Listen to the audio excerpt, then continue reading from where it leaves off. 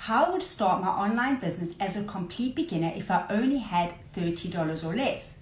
Now this is part 4 of the series, so if you want to see what else I have spent my $30 on, then check out parts 1, 2 and 3. So the fourth thing that I would do if I was building out my business as a complete beginner and I only had $30 is I would invest in a $1 TikTok challenge. Yes, it exists. So the reason I would invest in this $1 TikTok challenge is TikTok is an awesome way to get in front of your audience and generate leads for your business.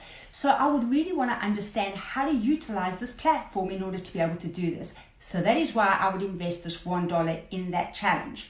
Now, so far I have spent $28 of my $30. So if you want to find out how I've spent my $28, then check out the other parts in this series. And if you like this content, then please like, follow, and comment 30, and I'll reach out with the details of how you can get started.